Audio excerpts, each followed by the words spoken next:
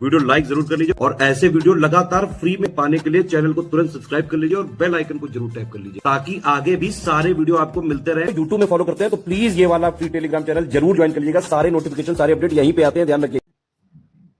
नमस्कार दोस्तों, exam preparation के यूट्यूब चैनल पर मैं प्रियंका एक बार फिर से आप सभी का बहुत बहुत स्वागत करती हूँ। यूपी पीसीएस प्रीलिम 2024 एग्जाम के लिए रात को 9 बजे हम लोग डेली टेस्ट सीरीज सॉल्व कर रहे हैं और ये full length test series second है जिसमें हम लोग कुछ क्वेश्चन डेली डिस्कस करके उन क्वेश्चन से रिलेटेड जो भी फैक्ट्स होते हैं वो देखते हैं। तो यूपी पीसीएस का एग्जाम हो या फिर आरओ का री एग्जाम हो, दोनों एग्जाम के लिए क्लासेस आपके लिए बहुत ही महत्वपूर्ण है। अगर आप न्यू हैं इस चैनल पर तो डेली रात को 9 बजे टेस्ट सीरीज वाली क्लास देखने को मिलेगी और इससे रिलेटेड जो जीएस की क्लासेस हैं वो आप दोपहर 1 बजे देख सकते हैं, ठीक है।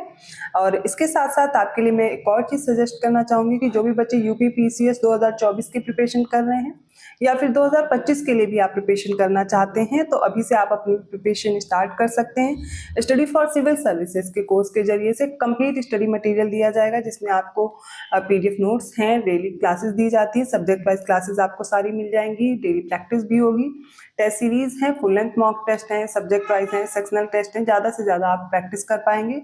लेटेस्ट ट्रेंड और पैटर्न को फॉलो करते हुए ही आपका ये कोर्स बनाया गया है, तो आप फोकस कीजिए। अभी जो समय है जो 24 वाले जो एग्जाम दे रहे हैं 2024 का, वो लोग टेस्ट सीरीज पे फोकस कीजिए या फिर क्विज लेकर के आप सॉल्व कीजिए, वो हेल्पफुल रहेगी। और 2025 के लिए आप कंप्लीट कोर्स ले सकते हैं।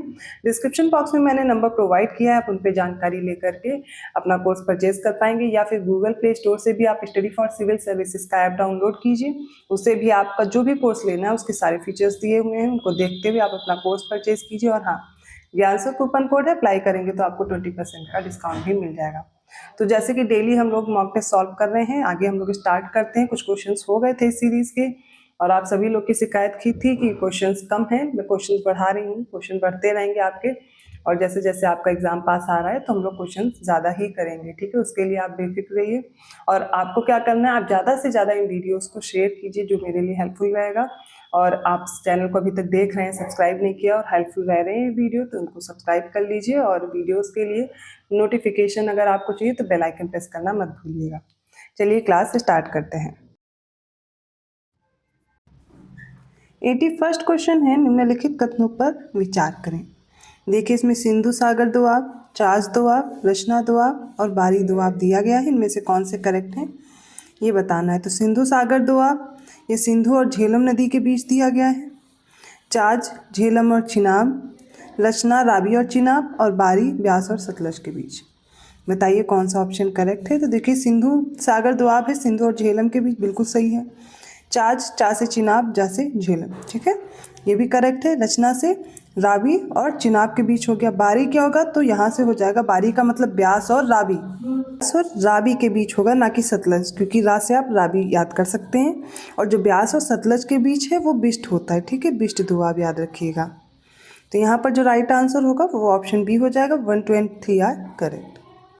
82nd क्वेश्चन देखिए, इसमें पहला स्टेटमेंट है सबसे अधिक गहरी नदी घाटी भागीरथी और अलकनंदा नदियों में पाई जाती है। सेकंड स्टेटमेंट है अमेजन के उष्णकटिबंधीय वर्षा वनों को विश्व के फेफड़े कहा जाता है। थर्ड है उत्तराखंड में मंदाकिनी नदी को काली गंगा के नाम से जाना जाता है और यह नदी रुद्रप्रयाग में अलकनंदा से मिल जाती है। तो यहाँ पर अगर देखेंगे हम तीनों ही स्टेटमेंट करेक्ट हैं, ऑप्शन सी राइट हो जाएगा। 83rd क्वेश्चन है, करेक्ट आंसर हमें चूज करना है। पहला स्टेटमेंट देखते हैं। बगदाद के अरब खोजकर्ता अल मसूदी ने उत्तर भारतीय मैदान पर समुद्री धाराओं और मानसूनी हवाओं के उल्टे होने का विवरण दिया था। सेकंड है कुंडा पंप स्टोरेज जल विद्युत परियोजना तमिलनाडु राज्य में नीलगिरी जिले की भवानी नदी में स्थित है। थर्ड है मसानजोर बांध पश्चिम बंगाल के बीरभूम जिले में मयूराक्षी नदी पर स्थित है। फोर्थ है अपर सिलेरू प्रोजेक्ट आंध्र प्रदेश के विशाखापट्टनम जिले में चिंतापल्ली एजेंसी के बीच स्थित है। इसमें से देखेंगे राइट आंसर होगा ऑप्शन डी, मतलब सारे ही स्टेटमेंट करेक्ट हैं यहाँ पर। 84th क्वेश्चन देखिए, निम्नलिखित में से सही विकल्प चुनिए। पहला कथन है अजरबैजान की राजधानी बाकू कैस्पियन सागर के तट पर स्थित है। सेकंड है काराकुम रेगिस्तान मुख्यतः तुर्कमेनिस्तान में स्थित है। थर्ड स्टेटमेंट है श्रीलंका का पेगु योमा क्षेत्र खनिज तेल का प्रमुख उत्पादक है। इसमें से देखिए पहला और दूसरा कथन सही है। जो पेगुयोमा क्षेत्र है वो म्यांमार में है, श्रीलंका में नहीं स्थित है, इसलिए ये इनकरेक्ट है। तो स्थल आपको याद रखने हैं, जैसे कि किसी की राजधानी किसी देश की तो वो किस नदी के तट पर, जैसे डेन्यूब नदी के तट पर कौन कौन सी राजधानियाँ हैं, कौन कौन से शहर हैं फेमस, जो फेमस रिवर्स हैं उनके पास के आपको जो भी प्लेसेस हैं वो याद रखने होते हैं। यहाँ पर राइट आंसर होगा ऑप्शन ए। 85वां क्वेश्चन देखिए, सही विकल्प चुनना है। पहला कथन है संसार में सबसे लंबी धरातली पर्वत श्रृंखला एंडीज पर्वत श्रृंखला है। सेकंड है अलास्का संयुक्त राज्य अमेरिका का तेल उत्पादक राज्य है। और थर्ड है बालकाश झील कजाकिस्तान में स्थित है। राइट आंसर होगा इसका ऑप्शन सी। पहला और दूसरा तीसरा तीनों स्टेटमेंट करेक्ट है। 86वां क्वेश्चन है निम्नलिखित में से गलत विकल्प चुने। ठीक है, इसमें हमें गलत विकल्प बताना है। सबसे पहले देखिए पहला स्टेटमेंट है काहोरा बासा बांध मोजाम्बिक और जाम्बिजी नदी पर स्थित है, बिल्कुल करेक्ट है। ओरोविले बांध संयुक्त राज्य अमेरिका की कैलिफोर्निया में फीडर नदी पर है। दोनों डैम आपको याद रखने, काहोरा बासा और दूसरा होगा ओरोविले डैम। ठीक है, ये दोनों हो गए। फिर दक्षिण कोरिया में मेकांग नदी पर जियाओवान बांध का निर्माण किया गया है। अब ये स्टेटमेंट है। और दूसरा देखिए संयुक्त राज्य अमेरिका के वॉशिंगटन में कोलंबिया नदी पर ग्रैंड कुली बांध बनाया गया है। इसमें देखिए इनकरेक्ट क्या है, तो ऑप्शन सी है। दक्षिण कोरिया में नहीं है, मेकांग नदी पर स्थित जो जियाओवान बांध है वो चीन में है। ठीक है, इसलिए ये इनकरेक्ट है। 87 क्वेश्चन देखते हैं, निम्नलिखित में से सही विकल्प चुनना है। पहला है तमिलनाडु में अगाया गंगई जलप्रपात है। कर्नाटक में शिव समुद्रम जलप्रपात है। तमिलनाडु में सिरुवानी जलप्रपात और उड़ीसा में खंडहार जलप्रपात है। इनमें से कौन से करेक्ट हैं? तो देखिए इसका राइट आंसर तमिलनाडु में अगाया गंगई जलप्रपात बिल्कुल सही है। कर्नाटक में शिव समुद्रम है, ये भी सही है। तमिलनाडु में सिरुवानी है कोयम्बटूर में, ठीक है, बिल्कुल सही है। उड़ीसा में खंडहार है, सुंदरगढ़ में खंडहार जलप्रपात है। चारों सही, इसलिए ऑप्शन डी चूज करेंगे। 88 क्वेश्चन देखिए, पहला मध्य गंगा नहर कन्हर नदी पर है। सेकंड है राम गंगा परियोजना बेतवा नदी पर। थर्ड शारदा परियोजना शारदा नदी और गोमती नदी पर है। और रिहंद परियोजना रिहंद नदी पर है। इनमें से करेक्ट बताना है, तो मध्य गंगा नहर उत्तर प्रदेश में गंगा नदी पर है, कन्हर नदी गलत हो जाएगा। राम गंगा परियोजना बेतवा नदी पर नहीं है, बेतवा नदी पर अभी यहाँ पे यूपी में जो राम गंगा नदी है उस पर है ये राम गंगा परियोजना, नाम से ही पता चल रहा है। ठीक है, अगला है शारदा परियोजना शारदा नदी और गोमती नदी पर स्थित है जो कि उत्तर प्रदेश में है, ये भी सही है, ये उत्तर प्रदेश की परियोजनाएं हैं। और रिहंद नदी पर रिहंद परियोजना है, रिहंद सोन की सहायक नदी है, याद रखिएगा। इसका राइट आंसर होगा ऑप्शन बी 3 और 4 करेक्ट है। 89 क्वेश्चन में देखते हैं, सही विकल्प चुना अंतर्राष्ट्रीय संगठन है और उनके मुख्यालय हैं।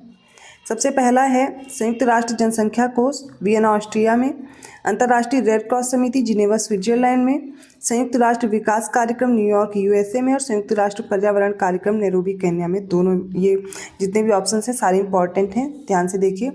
तो ये जो है संयुक्त राष्ट्र जनसंख्या कोष ये कहाँ पर है, तो ये न्यूयॉर्क यूएसए में है, यहाँ पर गलत है, 1969 में इस्टेब्लिशमेंट हुआ। फिर है अंतर्राष्ट्रीय रेड क्रॉस समिति, ये है न्यूयॉर्क, ये जिनेवा स्विट्जरलैंड में, माफ़ कीजिएगा करेक्ट है, जिनेवा स्विट्जरलैंड में। ठीक है, और इसकी जो स्थापना हुई थी वो हुई थी 1863 में, याद रखिएगा।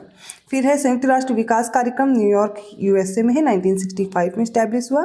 और संयुक्त राष्ट्र पर्यावरण कार्यक्रम, ठीक है, यूनाइटेड नेशंस एनवायरनमेंट प्रोग्राम, ये नैरोबी केन्या में है, 1972।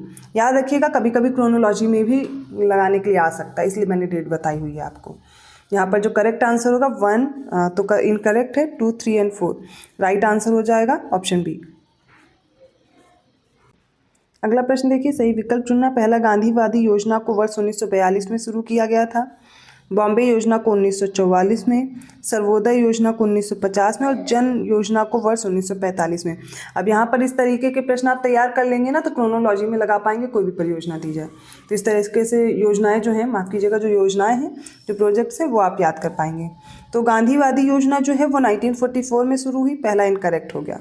सेकेंड है बॉम्बे योजना 1944, सर्वोदय योजना 1950, जयप्रकाश नारायण ने इसे शुरू किया था, और जन योजना वर्ष 1945 में एम.एन. रॉय द्वारा। तो ये करेक्ट है, 2, 3 और 4 आर करेक्ट, राइट आंसर होगा ऑप्शन बी।